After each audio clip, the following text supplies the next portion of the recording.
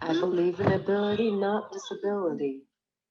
See me through my photography. See me.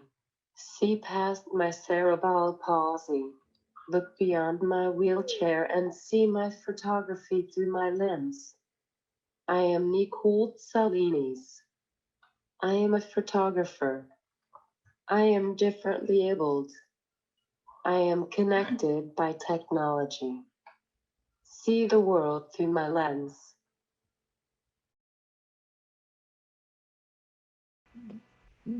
People, people out there got to learn about our culture and the land that they stand on, stand on, stand on this land.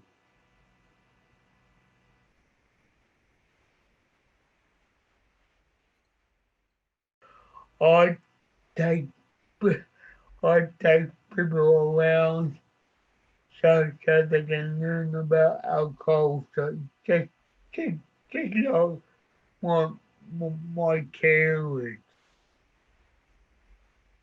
and so on.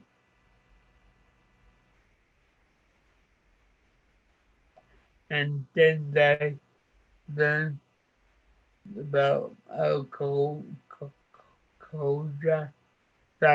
They were very interested about our culture and and and our dancing. Let's stop viewing art as therapy and let's give it to the experts, which are the people in the mental health system. Let's get art studios into every psych ward, every public psych ward by default. Not, not something in the car park add-on or something, but let's consider art an equal healing tool as medication. And I think I would love to see a lot more funding specifically for disabled artists with lived experience in mental health to create art and tell story. Because it's not just my story I'm telling. There's this beautiful saying, and it's by a pastor in the US, and he says, when you tell your story, you're giving over a key for somebody else to unlock their own prison.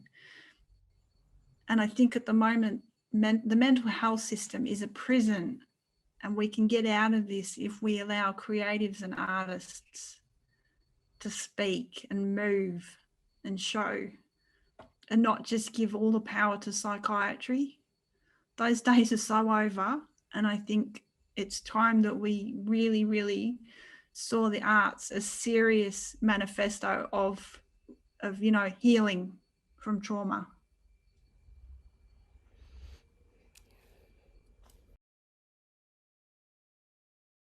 What writing means to me is it gives me hope, purpose, and meaning in a really profound way. Validation is what we all need, and I thankfully got it through my poetry initially, and then my writing in general. Action is to everyone to find their creative spark, to find their muse, find their creativity and use it, and don't be afraid of it. To not let creativity spook them, but to run with it and to use it to the fullest capacity that they can. It's really important. And if my legacy can be that, I can be evidence that creativity can be life-saving, then maybe it can be for others too. People who aren't mad are afraid of mad people, and people who aren't mad are very, very afraid of people with schizophrenia in particular.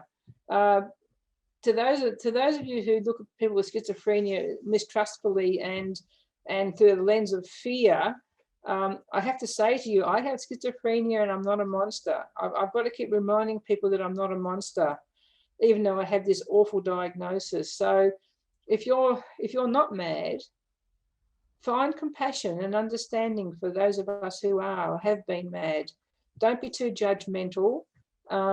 find a way to allow us into your life, and don't be fearful of us, and don't judge us on the basis of a label, and don't judge us on the basis of the actions of a few. You know, I'm not a monster.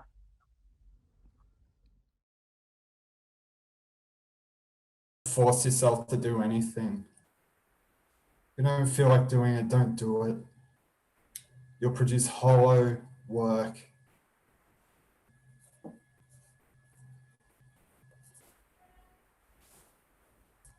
If it doesn't happen, it doesn't happen. Stop squeezing it. Just let it go. Let's do something else. Stop chasing.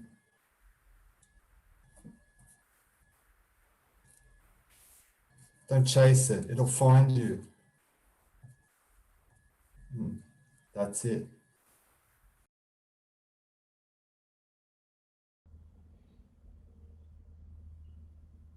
So my important message is to listen to deaf voices, to give deaf agency its rightful place, to make us equal in the world, and to allow deaf people to speak for themselves, and to remove audism.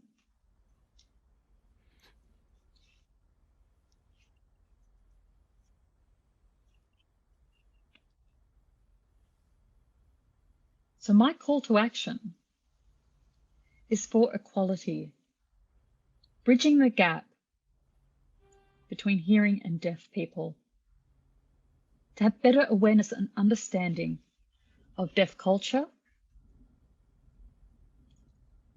and deaf identity, our needs for access,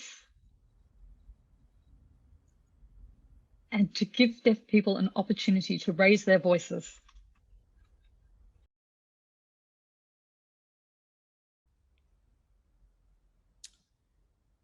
My key message for the Human First Project is to question what human is. And I guess I'd love people of influence to question what human is also, and people of influence for me are art collectors. So non-binary artists, Indigenous artists, marginalised artists, or actually anyone that identifies as anyone that's not white and male and privileged, I see as still not having human rights. It's a provocative thing to say, but we see it every day. We see it when people aren't allowed to speak. We see it when people go to jail and arrested because of the color of their skin. We see it when people aren't included into exhibitions.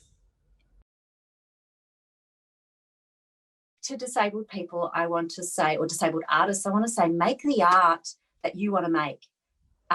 Don't try, I think this is what I've learned over and over again, and more recently, is that it's really important that we make art that suits us, the art that we want to make, the stories we want to tell. And it is quite likely that they're not necessarily going to be understood, because I think we're still trying to fit into an art scene or to be understood in that way. And that's, I suppose, only natural. But I think one way I'm really interested in building disability culture, and we need to be making work that is about ourselves and that fits ourselves. And we need to have strength to do that. So the other answer, the important issue that I want to address today is the social model of disability. I talked about ableism before, and I really call on people to understand ableism, but also when they see ableism, to call it out, to see it and identify it and support the person who is experiencing it and educate others about it. And ableism is still, as we talked about, it's not necessarily very easily understood or visible. And I think that I'd like people to look up the social model of disability. Google it. There's some videos, short YouTubes out there that will explain what the social model of disability is. And through that, you can understand the ways in which disabled people experience discrimination through ableism. The social model of disability sees that disabled people are discriminated against not because of their bodies, but it's about the attitudes of society and the structures of society. Though it's not your body. The medical model, which is the dominant way of thinking about disability, sees that your body is a problem and your body needs to be fixed or managed. But the body isn't actually the problem. It's the ways we discriminate against people. Just like, COVID-19 has shown us that, made the issue of Black Lives Matter, has brought that issue to us, and that we now recognise that it's not just good enough to go to not be racist, but we actually need to actively make those issues visible. And I think it's the same with ableism. We can't just ignore it anymore. We need to be finding out how we can be not ableist.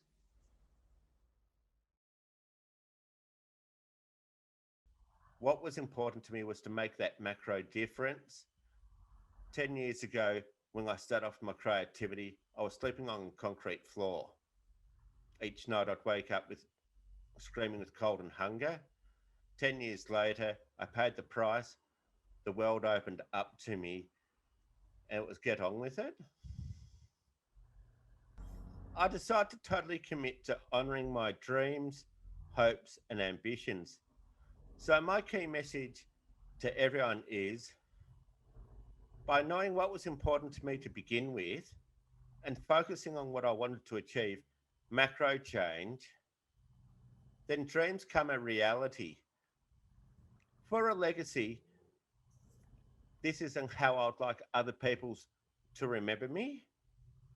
My attitude is, by the time I take my last breath, I want to have expended every last molecule of energy, so there is no doubt in my mind I have done my very best living my hopes, dreams, and ambitions, because there is nothing left to give.